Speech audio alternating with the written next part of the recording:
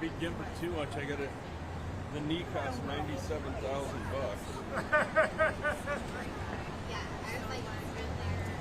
My shoulder was 240. Is it really? Yeah.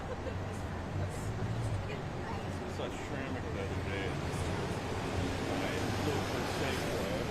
I haven't had a chance to talk to him since he called it quits. He's doing alright. So did he retire and out on disability, or is he? I think he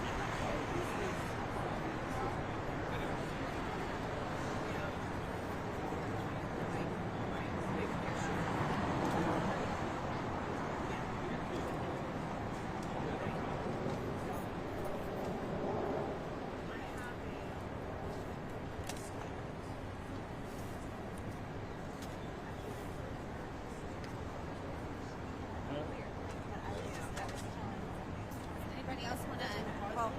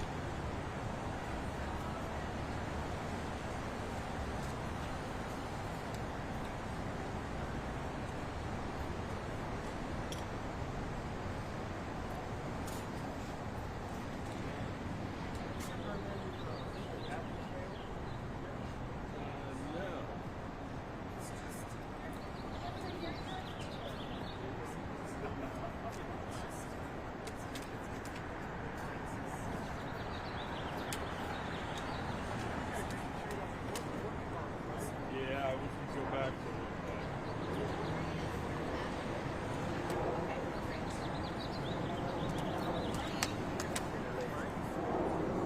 no, they're too expensive.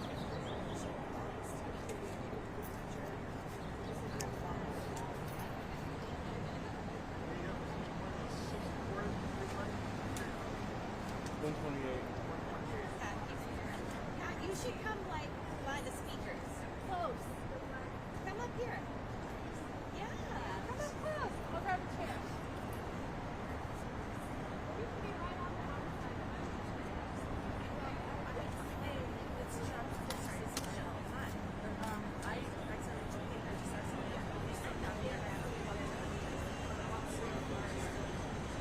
I totally understand. I know I'm like, we should have brought you things.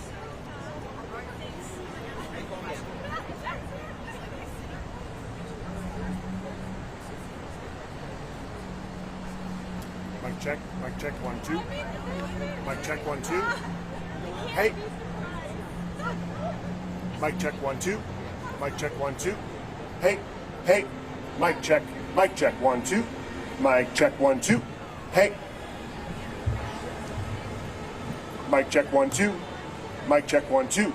Hey, hey.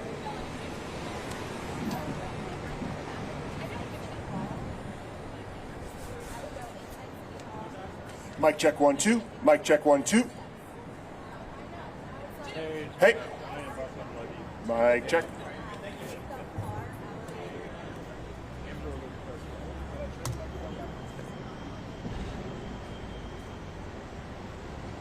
You hit start. Sure. Go for it. All right. Awesome. Thanks. Bye.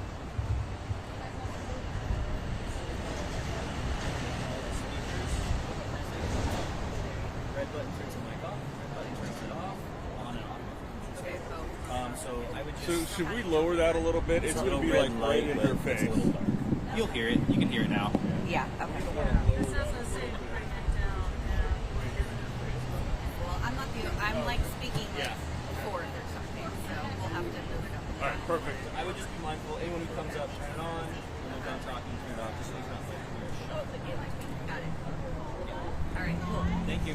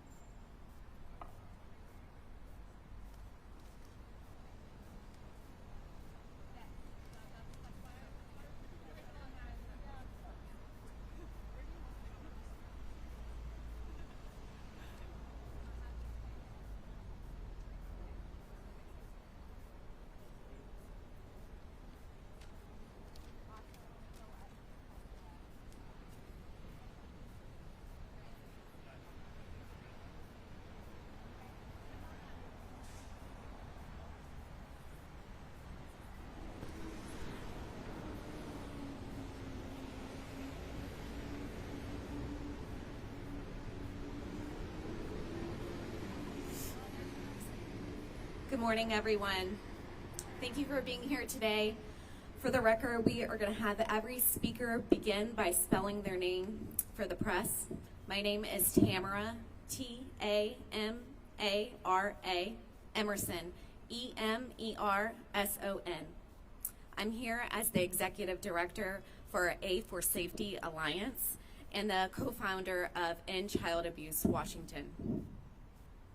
I want to sincerely thank each and every one of you, members of the press, elected officials, community leaders, survivors, and concerned citizens for joining us here at Seattle City Hall Plaza. We are united by a shared purpose to protect children in Washington State. Like many parents, I carry the lived experience, the fear, the uncertainty. I've made desperate calls to police, to military personnel when my children didn't arrive for scheduled custody exchanges. I sat feeling hopeless, afraid, not knowing if they were safe, and that's why we are here today. We are here to speak about children's safety, the urgent need to prevent harm before it occurs. In light of the recent events that have shaken our state, my heart is grieving. As we gather, we do so in compassion, with resolve, with a shared commitment to protect children. Out of respect for those directly impacted, we want to be clear. Today's events press conference is an independent effort. The individuals speaking today do so based on their own professional experiences and convictions. This gathering is not affiliated with any specific family or their private decisions. We are here because every child deserves to be safe, and we know that change begins when we come together in courage and care. You will hear from legislators, survivors, and advocates. We are calling for a review of Washington's Amber Alert System protocols and a deeper look into how family court system can be better protect our children from harm before it occurs. It is my honor to introduce Representative Amy Wallen. Representative Wallen serves the 48th District, representing communities in Kirkland and Bellevue. She is a committed advocate for public safety and children's well-being. And we are grateful to have her voice here today. Please join me in welcoming Representative Amy Wallen.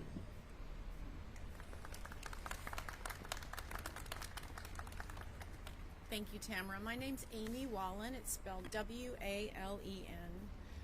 Good morning, and thank you to the A4Safety Alliance and the National State Parents Association for bringing us together in this moment of profound grief and necessary resolve.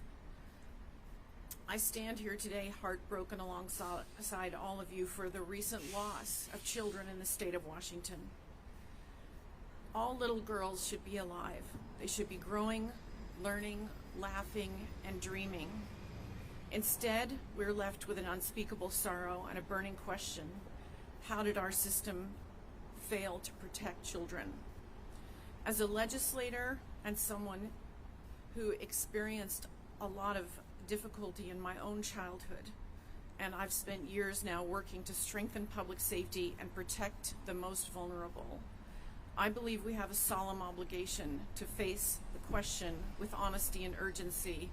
We must ask, are there gaps in Washington's Amber Alert system? Could it have moved faster, reached farther, triggered action that might have saved lives? And beyond that, are we doing enough to ensure that child custody decisions truly center on the safety and well-being of children?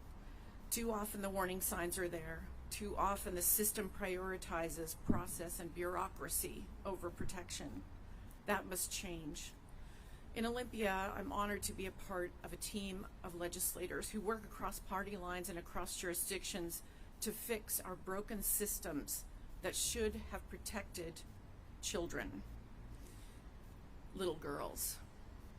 We are determined to review the Amber Alert system and assess what reforms are needed, whether it's expanding criteria, improving interagency coordination, or strengthening the role of family violence risk assessments in custody proceedings.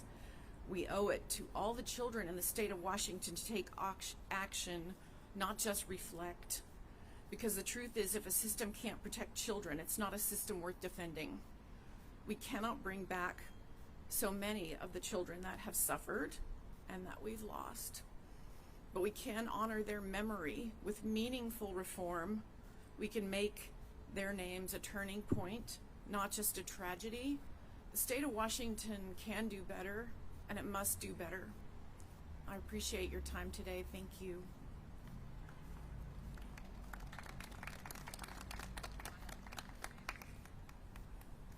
Next, I'm going to welcome a Representative Brian Burnett. Brian Burnett represents Chelan County, and before joining the legislature, he serves as a longtime chief of police in Wenatchee and Chelan County. His former officers have been working tirelessly in efforts to locate Travis Decker. He brings a unique perspective on both law enforcement response and legislative reform. Please welcome Representative Brian Burnett. Thank you. Thank you, Tamara.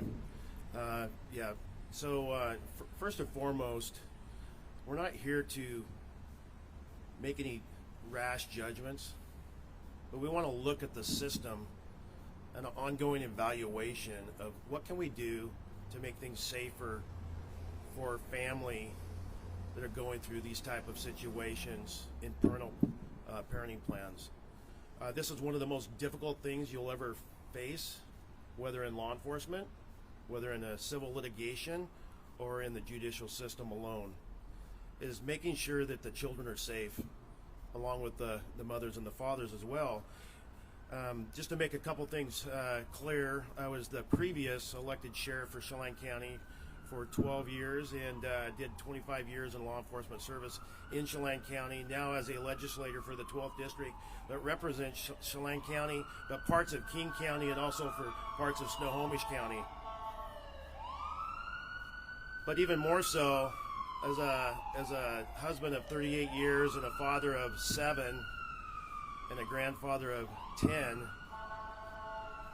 when we see these type of things go down, we say, what did we miss? What did we miss locally? What did we miss in law enforcement?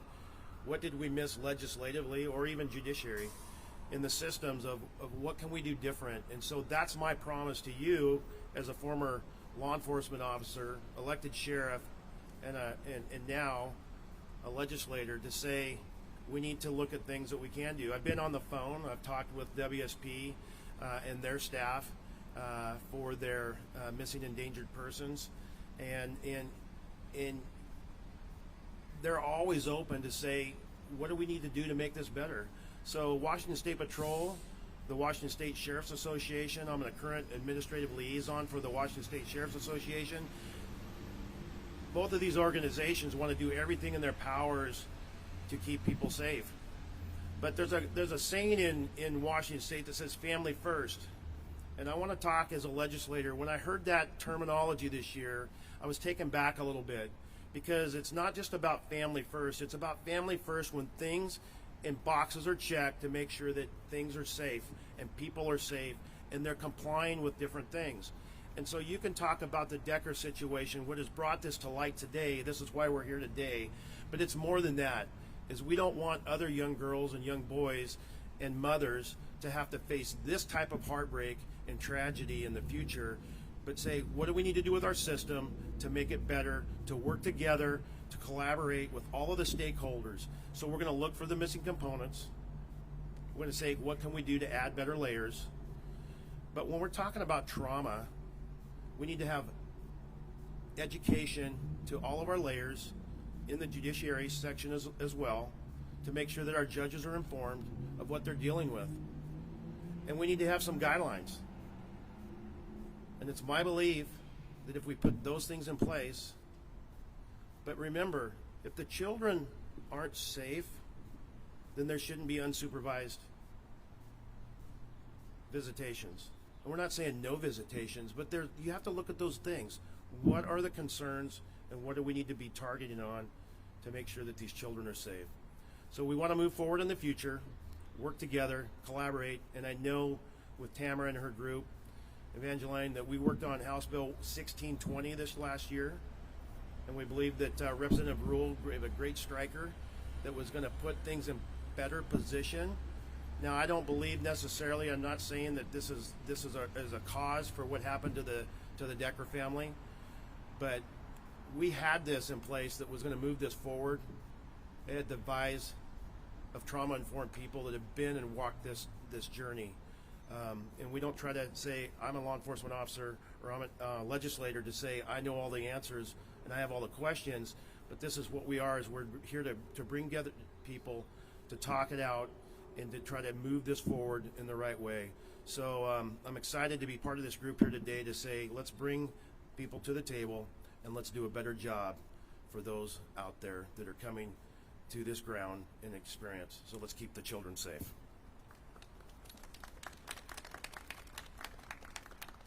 Our next presenter is Evangeline Stratton. She is a dedicated family law attorney and tireless advocate for child safety and justice. Evangeline brings over 25 years of experience working on the front lines of domestic violence and family law.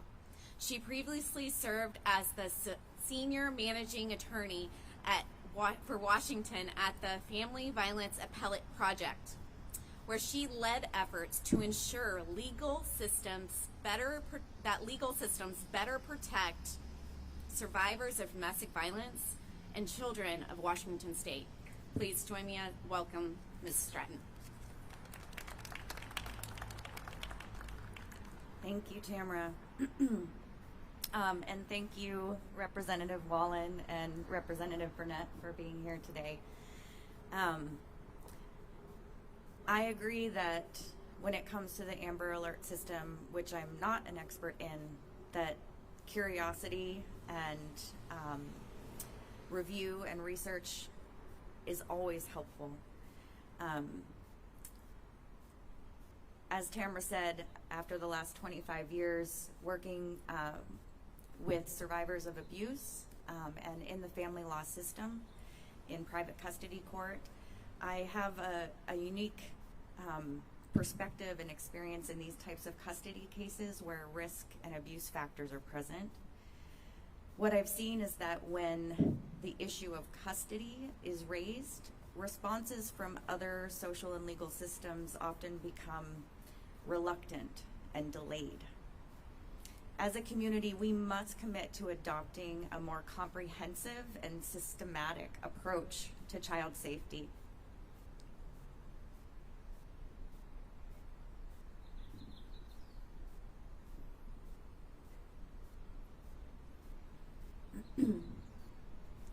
We need to take already identified risk and protective factors, particularly in abuse cases, and apply prevention strategies, from legislation to community-based supports. Where one parent raises serious concerns or allegations about another parent, legitimate evidence and safety concerns raised by the protective parents, especially moms, are frequently not taken as seriously as they need to be by the courts.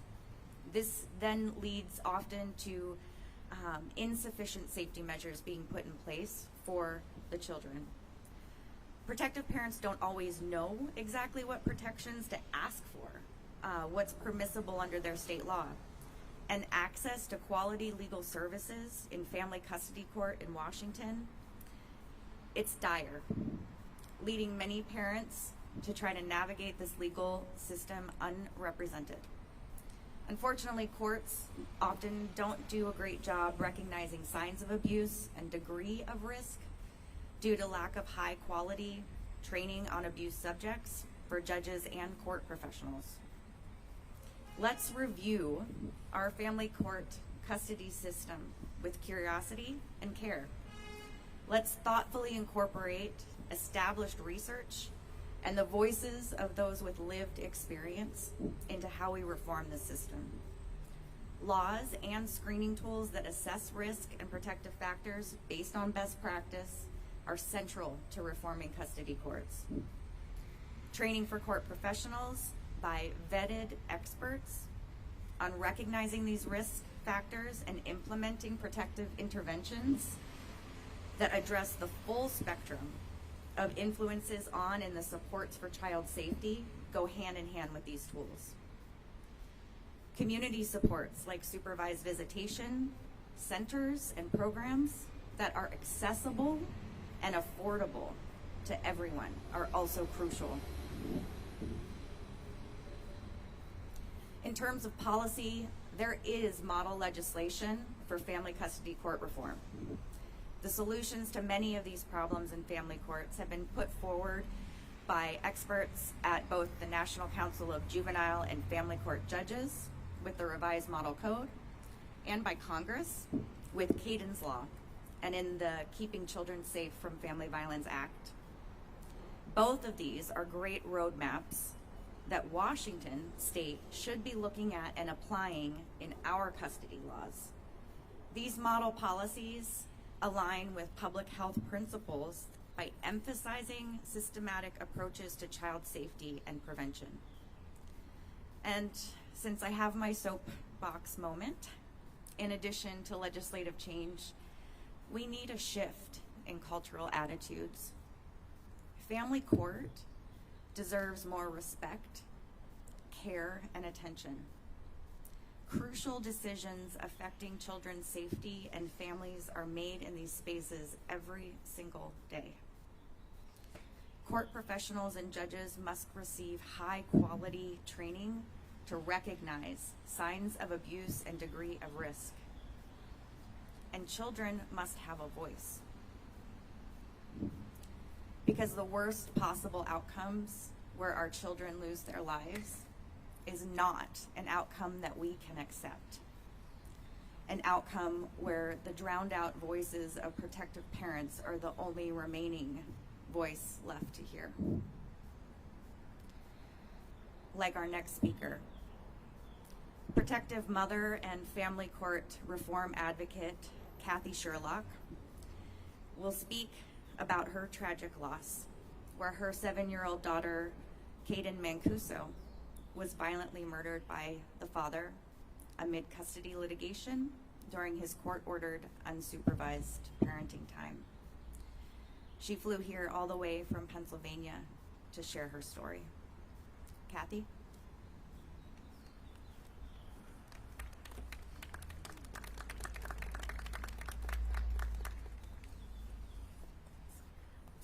I've never read a speech, so please forgive me. Where am I talking here?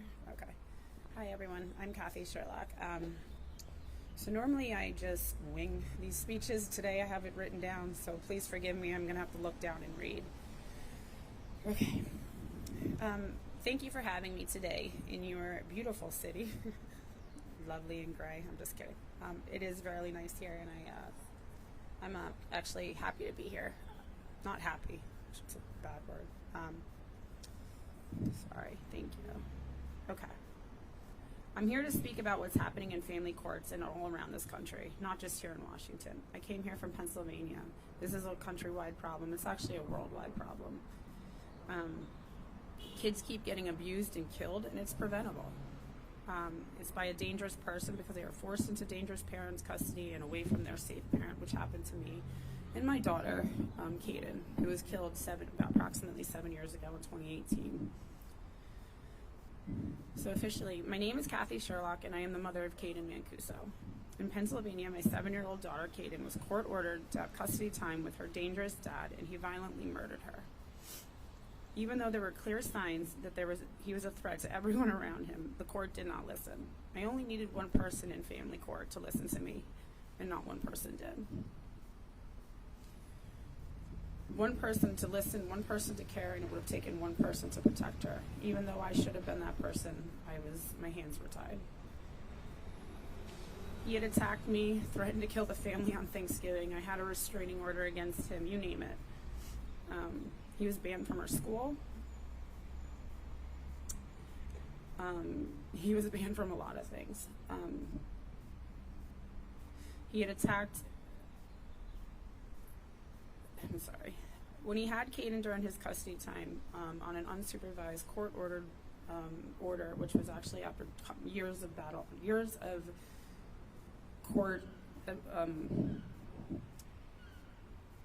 court presence, and actually, what they call a custody battle. The judge didn't listen, and he ordered her into unsupervised visitations, even though I had asked for them for about 2 to 4, I think 2 years in court and 4 years approximately that we had endured on a court case. And he beat her to death with a dumbbell. And he tied a bag around her head, the same thing that he did, same type of situation that happened in the Decker case. Just to ensure that if she lived, somehow survived the blows to the head, that she would not survive life. She was found with her shoes on by the door. When he asked for her, when he didn't return her by 9 o'clock, by 6 o'clock he was supposed to return her. By 9 o'clock I waited. I called the police, and they told me the same thing.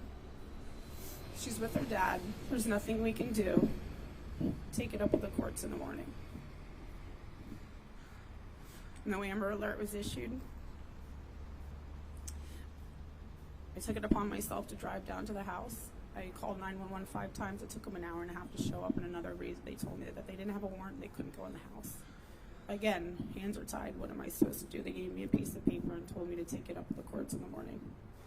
Last ditch effort, I called another police department on my way home, because I lived in different, they're different districts of towns. One was in Philadelphia, the other one was in Falls Township. I had my father called, thinking maybe they would listen to a man, or I don't know. They didn't listen to anything that I ever said.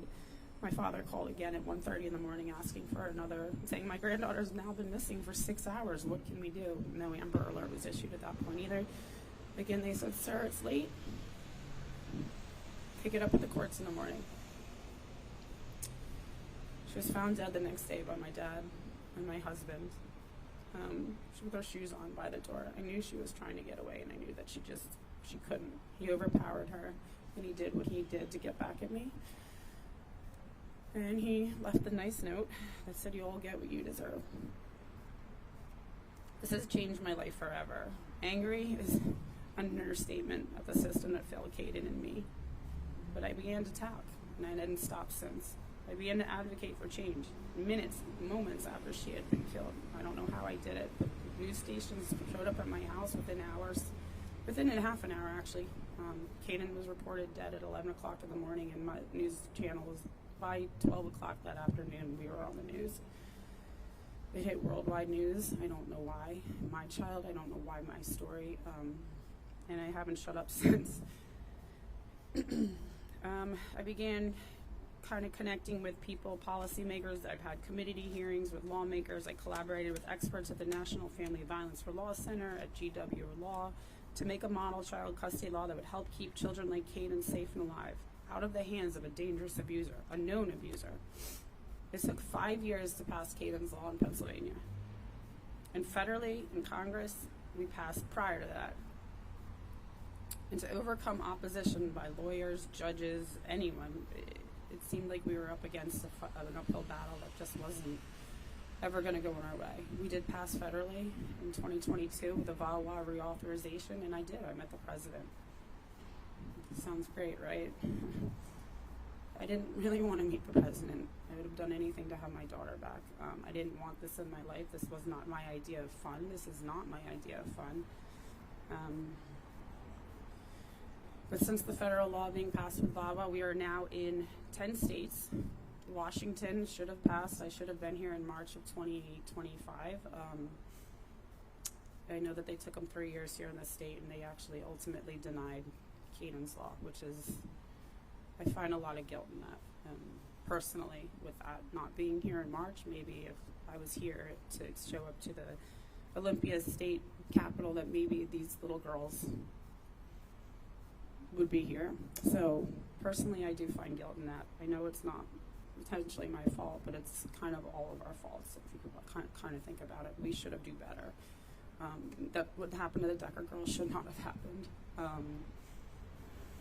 I don't care if he was would I have custody of my children if I lived in my car and with my dog? No. Like, let's think about it. Like, I just wouldn't. It just wouldn't go that way. But for whatever reason, everyone that came online to attack us moments after they announced that the Decker girls were murdered, they were defending him. There was nothing to defend. They knew. They knew that he was a threat. They knew that there was an issue. They knew that something wasn't right. And for people to sit there and defend their actions and sit there and defend men that murder kids, I don't know. I have a problem with that, and I hope that the rest of the country and the rest of the people in this world get just as angry as I do at something like that. Like, they're not nice guys. Stop saying they were great guys. Stop saying this if they could do that. I mean, we need to stop putting them in that light.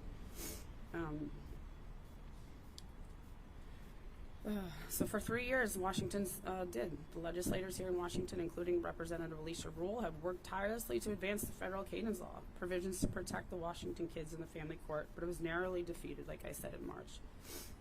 This really broke my heart, and I wonder what tragedies may have been prevented had your legislator really listened to the family court, really listened to any of them. It wasn't just about the Decker girls. There's a whole handful and slew of other people out there in this system that they're still in danger. They're still at risk, and what are we doing? But we're going to keep trying for Washington. We're going to keep trying for every state. I have to fly to every single state in this country. I will, and I have. Not every, but I'm on, now Washington's on my list. I've been to California. I've been to New York. You name it. I've flown across the country in the past 7 years, all for one goal, honestly. To change the status quo in family court. People are making a lot of money, sadly, off of the status quo and remaining in place, but kids cannot keep being ordered to and killed by a risky parent like this. My heart is broken for the Decker family. I send my love to Whitney and everyone involved. The mom, I know what it's like to lose a child this way. I don't want any other mother to have to feel this suffering again. I thank you all for being here, and it's a lot of work to do.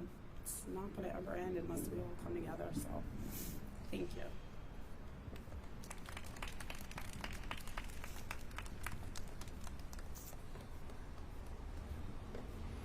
The Cox family cannot be with us today, but I do want to speak to our Puyallup family that was also ended in tragedy. Chuck and Judy Cox are the grandparents of Susan Powell, who was found to be murdered by Josh Powell in Utah. The children came to Washington, and they were under the care of the state and placed with the grandparents, Chuck and Judy. It was on a supervised visit that Josh Powell locked the children and himself inside a residence in Graham, locking the social worker supervisor outside the house, and he proceeded to blow up the house with him and his children inside. We honor the story.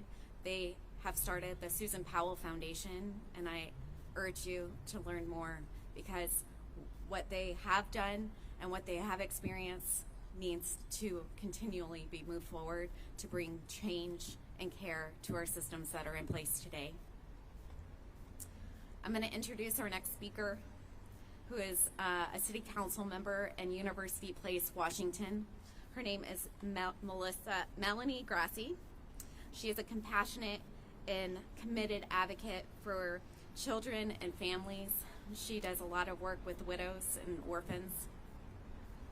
She will offer a few words before we together take a moment of silence to honor the children we have lost to parental violence.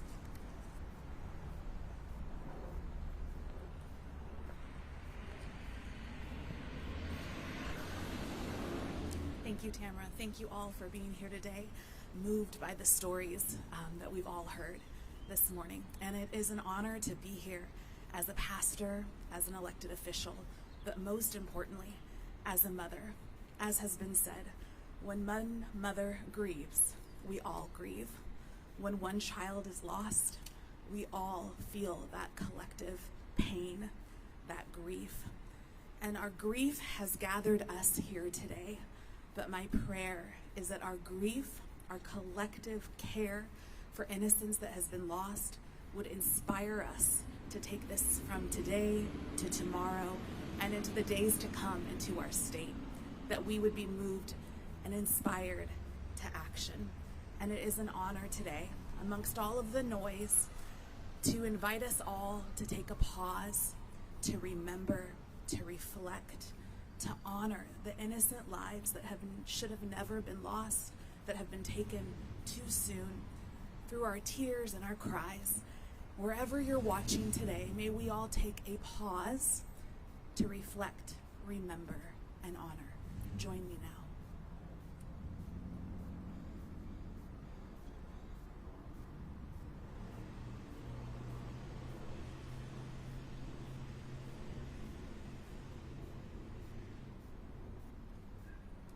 Amen. Thank you.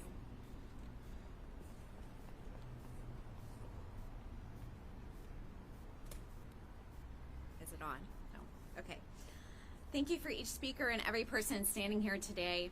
We have heard from lawmakers, survivors, and advocates. We are calling for clear and urgent review of how we can respond when children are in danger. Let today be a new beginning, a beginning of change, accountability, and action. As we honor the children's lives that have been lost, we carry their names forward, not only with sorrow, but I hope with commitment. We will not ignore injustice, and we will not stop fighting until every child has a home that is safe. I'm gonna close our formal press conference, and we are gonna open up Q&As. So I'm gonna facilitate that to help us stay on track. If you direct the comment to the speaker today, and then if you wanna ask a follow-up question, we'll try to get to you, and we'll try to make sure that everybody's voices are heard. Please state your name and your news organization before you ask the question. And all of our speakers, I'm just gonna have you move up closer to me. Yeah, I'd like to start up, Joel, with Como TV. When Amber Alerts go out and every cell phone in the room blows up, it really gets people's attention. Any concern that by changing the criteria to have that happen for more circumstances more frequently, the community will not react in the same way to the urgency? I think that's a great question. You know, if we cry wolf too many times, or is it really important? I kind of doubt that in some ways, because I think generally we're talking about children, our most precious commodity, our most precious renewable resource, to say that the vulnerability of the life when they should be enjoying a childhood and not be forced with stress and trauma, is that we're trying to give them an opportunity to take that into the future without that trauma. And I think people respect that and appreciate that as they look at their own children, their own grandchildren. But obviously there's probably some statistics out there that we could look at statewide or even nationally to see, is there an appropriate amount? And I think the main thing is we're following good policy, good practice as we look around the nation. And I believe that what I heard talking to the Washington State Patrol staff was that they're doing the right model policy. But is there a component that could be added to that would enhance it to make it safer for people in the future?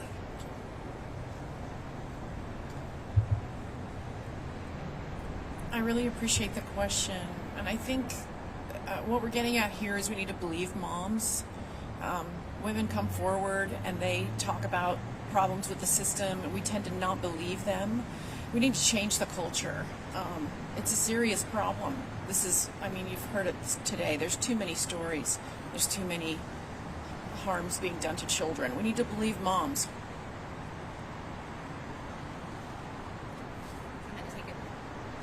going to take a jab. I think we need to back up to family court. If we cared for children in family court, we wouldn't have to have a ton of Amber Alerts. But Amber Alerts in these custody situations needs to be dealt with by the court, by an informed and educated court. If we have that in place, then the Amber Alerts will be for those specific cases that are rare. Natalie Sweeney from King 5. We're talking about Hayden's Law. Talk about this previous attempt to pass it that was narrowly defeated. If maybe lawmakers here could explain why didn't it pass? What was the hold up?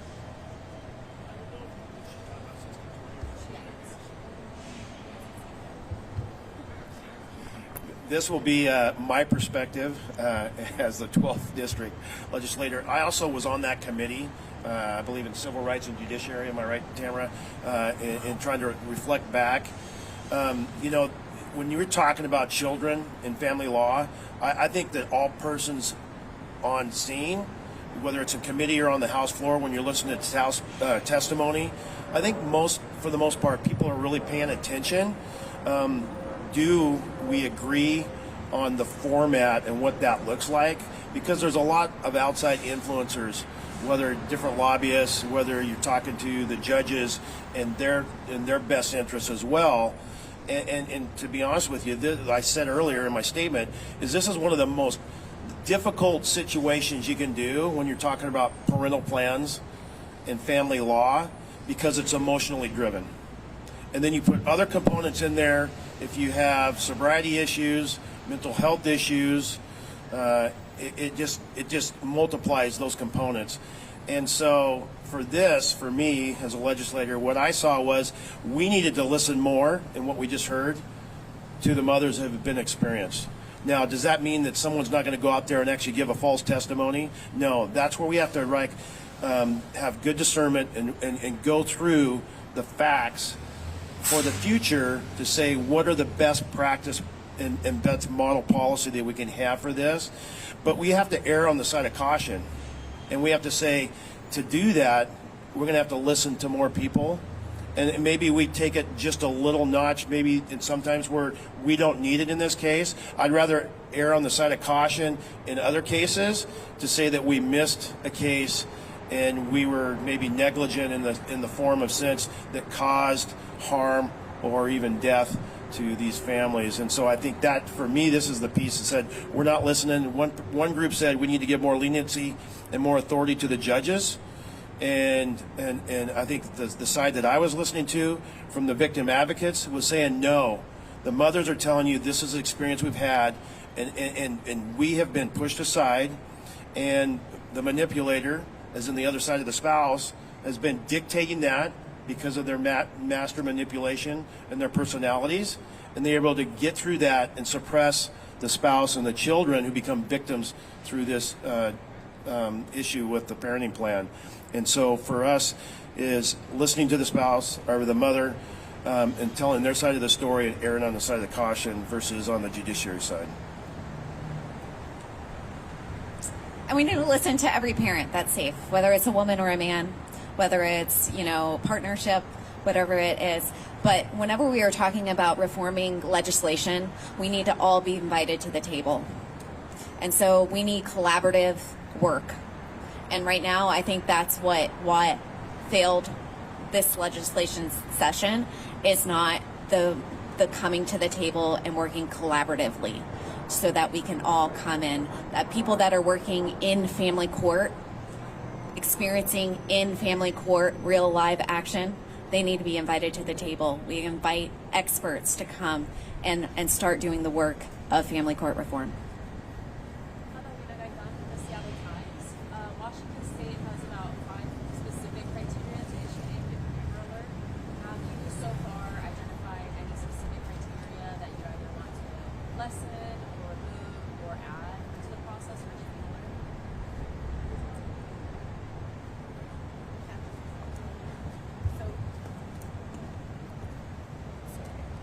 I unfortunately do have a lot of knowledge on the Amber Alert because I had to go through with it. I had to look into it, what happened with Caden. I don't know if, I think it's a national thing. I don't think it's a state-by-state regulation thing. So Amber Alert, I believe, came from the story from a little girl named Amber, which I believe was in the 90s. You can quote me, tell me if I'm wrong. Back in the day-ish, people and kids used to be kidnapped by like mostly men and like people in white vans, right? They were being snatched up off the street. They were issuing it to try to get them back safely, but as we progress forward, most kids aren't being snatched by white vans anymore, okay? Most of the kids that are disappearing, or most of the kids that are being taken by people they know. It's always usually a family member. That's like a real statistic. So when it came down to the fact that I tried to get one issue for Kaden, she's missing. It's now 6 hours after this child should have been home. Why was it not issued? I looked into it because I had a civil lawsuit against like 13 different people in my case. What it came down to was, it was the resources. It's really expensive to issue an Amber Alert because you have to go to the state. You have to issue it. It's across the country. It takes a lot of money to issue the police, to issue the people out there. And that's what it came down to, was basically the money. There's a reason why they don't automatically issue them, is because of the resources that they didn't want to spend when it's like, oh, it's a court thing, it's a custody thing. Here's the thing, in custody cases, it's all preventable. This is all like, we can literally say that every single case, the Kaden, well, if you look at the data, there's over 1,000 kids that have been, Kaden was 647, we're up to 1,000 kids that have been murdered in a custody-related situation in this country to this day, and we've only been counting since 2008, if that gives you any perspective on the numbers, okay? There's a very specific list, and it's done by the Center for Judicial Excellence, which counts the data, which does this, and in my case, Kaden's case was called a yellow case. A yellow case means there was clear-cut evidence basically saying to the courts, this is a danger, this is here, these factors are all here. She was the 91st case as a yellow case. We're up to 150 something. So this is all preventable information. Now, when you say that you didn't want to issue an Amber Alert because they're with their dad, I can say that there was one case in Jersey when the Amber Alert was issued, and that child was found safe, but the mother was killed. And that kid was taken from New Jersey. So last time I heard an Amber Alert go off, I worked in New Jersey at the time. I went through all of our systems. The Amber Alert went off. The kid was found, because it becomes a countrywide thing at this point if you're looking for these children, because they can be taken across state lines. They can be taken in a lot of places. What I was told while going through it in my civil lawsuit is the fact that it was money. It came down to money, and it was like they didn't want to waste the resources to issue the state troopers and the alerts, and it's across the state lines and everything, and that's really kind of a problem if you ask me. I'm not involved much in law enforcement, but I have worked with a lot of people over the years to try to say, we got to all come together. This is a problem on all levels, courts, lawyers, judges, you name it, right? So I think that it was a big failure in this case. I know it was a failure in mine, but there was nothing I could do about it. There really wasn't. I couldn't sue. Remember, they're all immune. In these cases, it's going to be very rare that this case, that there's going to be some type of lawsuit, some type of change that comes out of this, because all of them are immune. But if you want to take a look at the Amber Alert, I think that the certain parts of the factors need to change. Like, you need to understand that these kids are at risk. If they've been in court for God knows how long saying, I'm not safe, or somebody said, they're not making it up. I'm telling you, most people in court are not making this up. They say that the 3% of the cases are the most dangerous ones. That's the domestic violence ones. That's the only thing you can do in this country about domestic violence, is go to your court system, and then you're deemed a liar.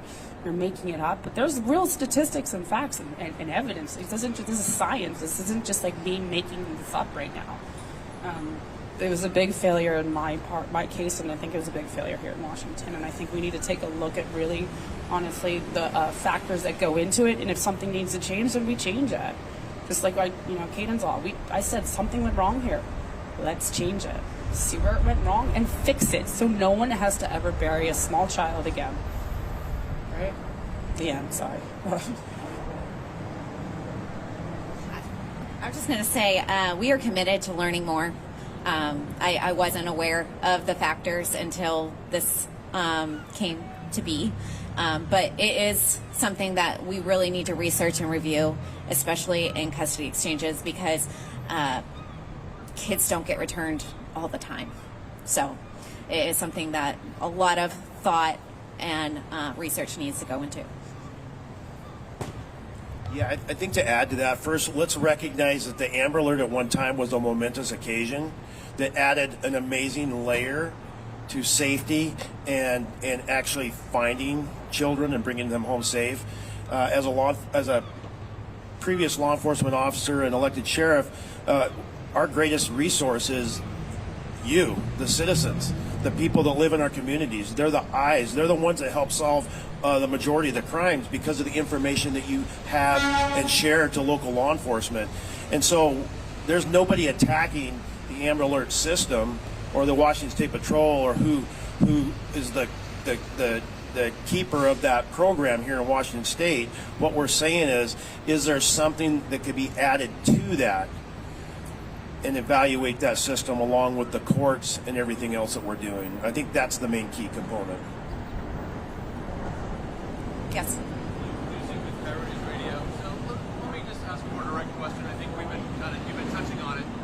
Do you think the Decker girls would be alive today, or a good chance they would be alive today if the changes that you're talking about here right now would have been implemented here at the state? If we had family court reform, absolutely.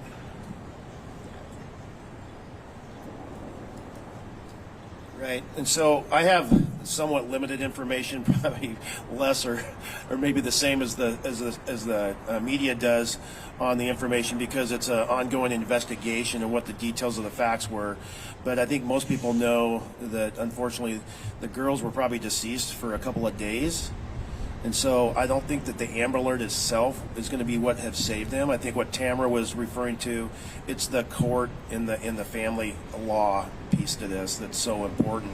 To put those barriers in there on those supervised visits when there's certain elements and components that say there's red flag warnings here and the forest is about to burn and we need to not have campfires here, right? We need to have adult supervision in a safe place. We're not trying to eliminate one of the spouses, the father, most in these situations, to have the visitation, but you have to weigh that out. And obviously, in this case, there were some mental health concerns. Whether that was from post-traumatic stress and his military experience, we don't know.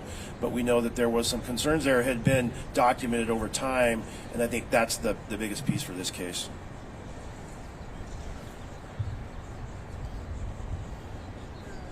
Next.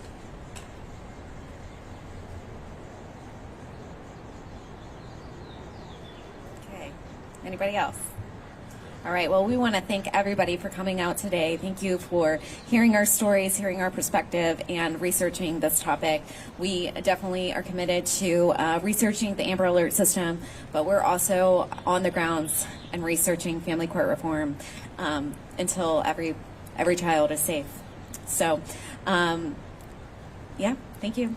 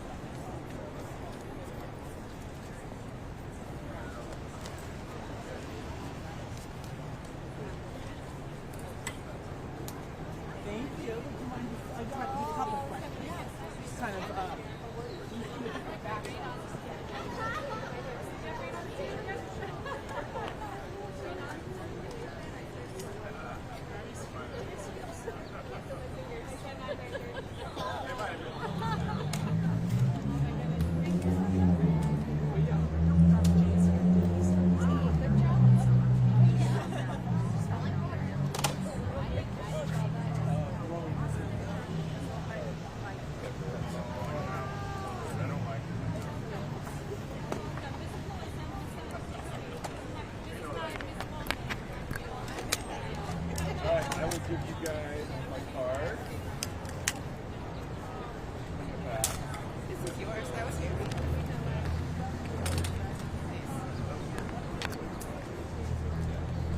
I've been using that rake Bill gave me like crazy.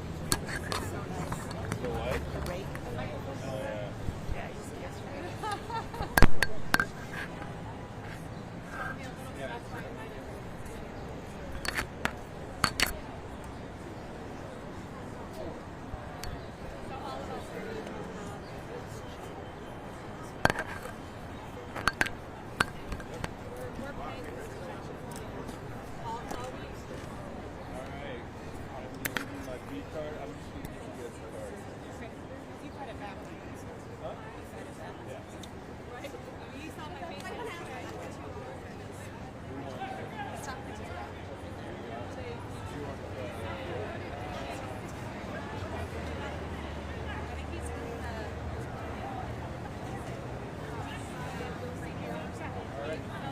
card. He's got my proxy. Yeah, that was right.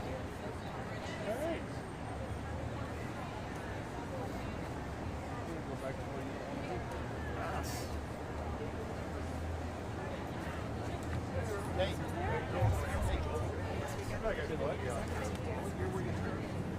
2011 through